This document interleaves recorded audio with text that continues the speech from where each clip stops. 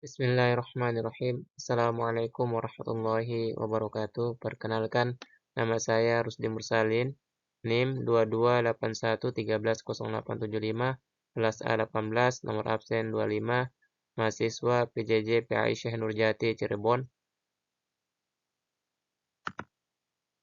Pada kesempatan ini, saya akan menyampaikan suatu materi dalam slide, yaitu hukum syarah dan unsur-unsurnya pada mata kuliah Ushul Fiqh dengan tugas dari dosen pengampu yaitu Dr. Fatima Madania, SPDI, MPDI pada tugas ujian tengah semester ganjil semester 3 tahun 2023. Definisi hukum syara. Hukum atau al-hukum secara bahasa atau etimologi berarti mencegah atau memutuskan. Menurut terminologi ushul fiqh, hukum syar'i adalah kitab atau kalam Allah SWT yang berkaitan dengan semua perbuatan mukhalaf, baik berupa iktidak atau perintah, larangan, anjuran untuk melakukan atau meninggalkan. Takhyir, memilih antara melakukan dan tidak melakukan, atau wadi, ketentuan yang menetapkan sesuatu sebagai sebab, syarat, atau penghalang mani.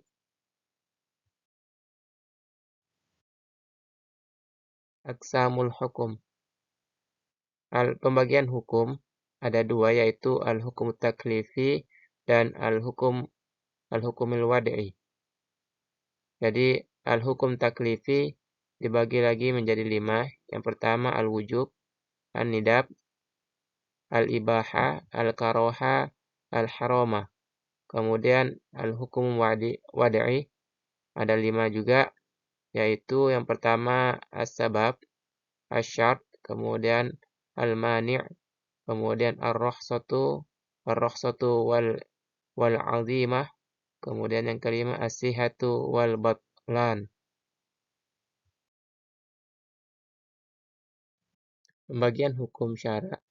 Jadi hukum di sini dibagi menjadi 3, yaitu tuntutan, pilihan, dan wadi'i. Perlu diingat bahwasanya yang dilingkari titik ini adalah termasuk hukum taklifi, ya. Jadi taklifi hukumnya ada 2, yaitu tuntutan dan pilihan. Untuk tuntutan dibagi menjadi 2, yaitu mengerjakan atau meninggalkan. Untuk yang mengerjakan dibagi lagi untuk menjadi 2, yaitu wajib dan sunnah. Dan untuk meninggalkan suatu hukum, yaitu ada haram dan makruh. Dan pilihannya cuma satu, yaitu mubah. Dan sedangkan untuk wadi'i itu turunannya adalah sebab, syarat, mani, sah, batal, azimah, atau ruksah. Nah, jadi itu adalah contoh-contoh hukum dari wadi'i.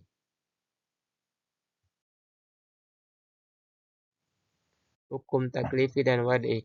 Hukum taklifi adalah maknanya hukum yang mengandung perintah, larangan, atau memberi pilihan terhadap seorang mukhalaf untuk berbuat sesuatu atau tidak berbuat. Misalnya, hukum taklifi menjelaskan bahwa sholat 5 waktu wajib, khamar haram, riba haram, makan minum mubah. Sedangkan hukum wadi'i adalah ketentuan-ketentuan hukum yang mengatur tentang sebab, syarat, dan mani atau sesuatu yang menjadi penghalang kecakapan untuk melakukan hukum taklifi. Misalnya, hukum wadi'i menjelaskan bahwa waktu matahari tergelincir di tengah hari menjadi sebab tanda bagi wajibnya mukhalaf menunaikan sholat zuhur. Wudu menjadi syarat sah sholat, atau kedatangan haid menjadi penghalang atau mani seorang wanita melakukan kewajiban sholat dan puasa. Bentuk-bentuk hukum taklifi. Yang pertama, wajib.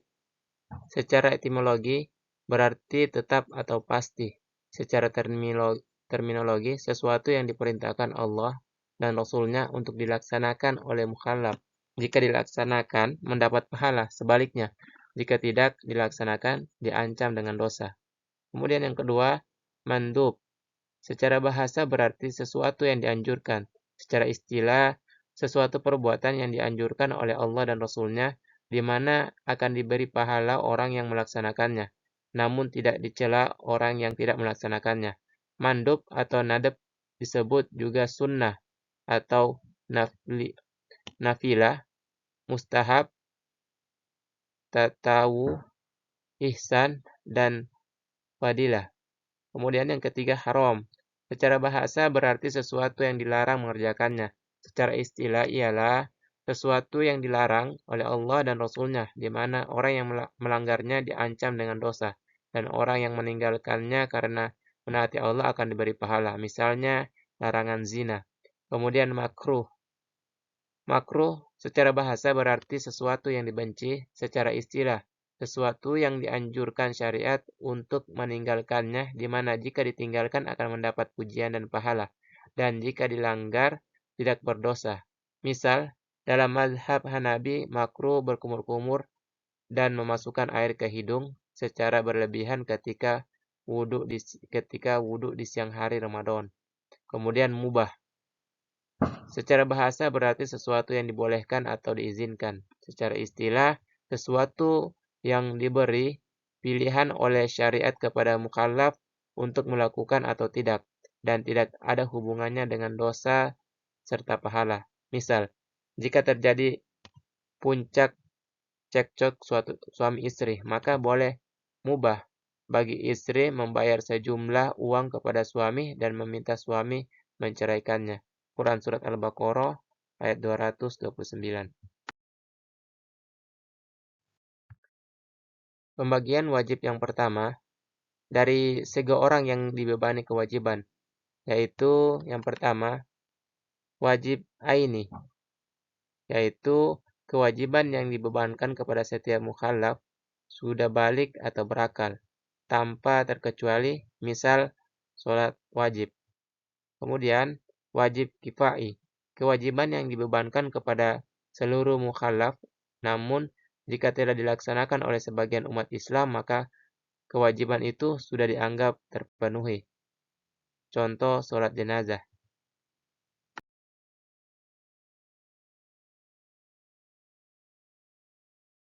Selanjutnya, pembagian wajib yang kedua. Dari segi kandungan perintah, juga ada dua, yaitu wajib muayyan, yaitu kewajiban di mana yang menjadi objeknya adalah tertentu tanpa ada pilihan. Misal, kewajiban puasa di bulan Ramadan. Kemudian, pembagian yang kedua, yaitu wajib mukhayyar.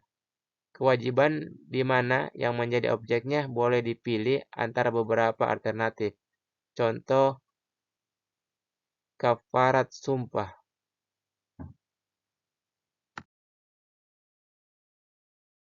Kemudian pembagian wajib yang ketiga, yang terakhir, dari segi waktu pelaksananya. Itu ada dua, yaitu wajib mutlak, yaitu kewajiban yang pelaksanaannya tidak dibatasi dengan waktu tertentu. Misal, kewajiban membayar puasa Ramadan yang tertinggal. Kemudian yang kedua, wajib muakkad, kewajiban yang pelaksananya dibatasi dengan waktu tertentu. Ini juga dibagi menjadi dua. Yang pertama, muwassah. Muwassah yaitu waktu yang tersedia lebih lapang daripada waktu pelaksanaan kewajiban itu sendiri. Misal, sholat 5 waktu. Kemudian yang kedua, mudayyak. Waktu yang tersedia hanya mencukupi untuk melaksanakan kewajiban itu. Misal, puasa bulan Ramadan dan haji. Pembagian mandub. Mandub atau nadab atau sunnah dibagi menjadi tiga, yaitu yang pertama muakkadah, yaitu sunnah yang sangat dianjurkan, dibiasakan oleh Rasulullah SAW dan jarang ditinggalkannya. Misal sholat sunnah 2 rakaat sebelum fajar. Kemudian selanjutnya ghairu muakkadah atau sunnah biasa, sesuatu yang dilakukan Rasul namun bukan menjadi kebiasaannya, yaitu contoh sholat sunnah 2 kali 2 rakaat sebelum sholat zuhur. Kemudian yang ketiga, zawaid. Sunnah mengikuti kebiasaan sehari-hari Rasulullah SAW sebagai manusia. Misal, cara makan Rasul dan tidur Rasul dan lain-lain. Pembagian haram. Haram dibagi menjadi dua, yaitu haram al-muharram li zatihi, yaitu diharamkan karena esensinya mengandung kemudaratan bagi kehidupan manusia. Misal, larangan zina, makan bangkai darah babi. Kemudian yang kedua, al-muharram li ghairihi.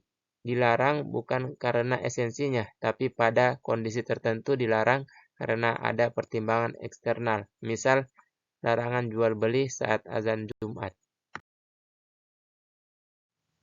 Pembagian makruh.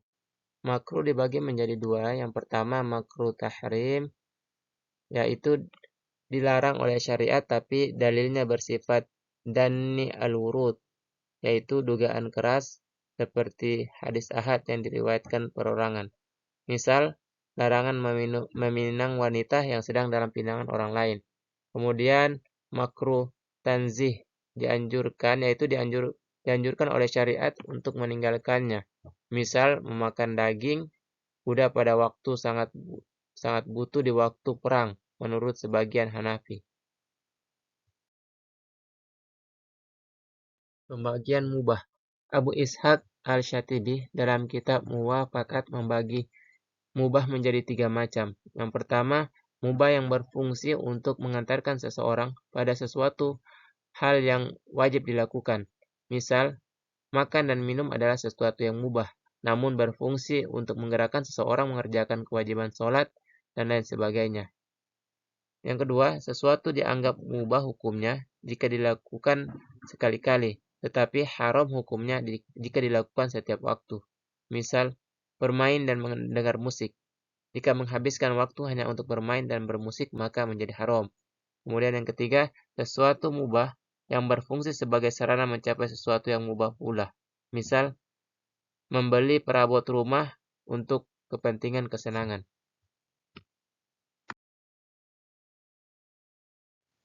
Pembagian sebab. Sebab yang bukan merupakan sebuah mukhalaf dan berada di luar kemampuannya. Namun, sebab itu mempunyai hubungan dengan hukum taklifi, karena syariat telah menjadikannya sebagai alasan bagi adanya suatu kewajiban yang harus dilaksanakan oleh mukhalaf.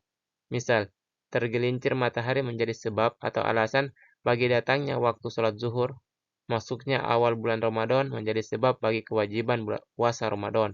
Kemudian yang kedua, sebab yang merupakan perbuatan mukhalaf dan dalam batasan kemampuannya. Misal atau contoh, perjalanan safar menjadi sebab bagi bolehnya berbuka puasa di siang Ramadan. Akad jual beli menjadi sebab bagi perpindahan hak milik dari penjual kepada pembeli. Pembagian hukum wadi. Ada tiga. Yang pertama, sebab. Secara bahasa berarti sesuatu yang bisa menyampaikan seseorang kepada sesuatu yang lain. Secara istilah, sebab yaitu sesuatu yang dijadikan oleh syariat sebagai tanda bagi adanya hukum, dan tiada adanya sebab sebagai tanda bagi tidak adanya hukum. Yang kedua, syarat. Secara bahasa berarti sesuatu yang menghendaki adanya sesuatu yang lain, atau sebagai tanda. Secara istilah, syarat yaitu sesuatu yang tergantung kepadanya ada sesuatu yang lain dan berada di luar hakikat sesuatu itu. Yang ketiga, mani. Secara bahasa berarti penghalang dari sesuatu. Secara istilah, maksudnya adalah sesuatu yang ditetapkan syariat sebagai penghalang bagi adanya hukum atau penghalang bagi fungsinya suatu sebab.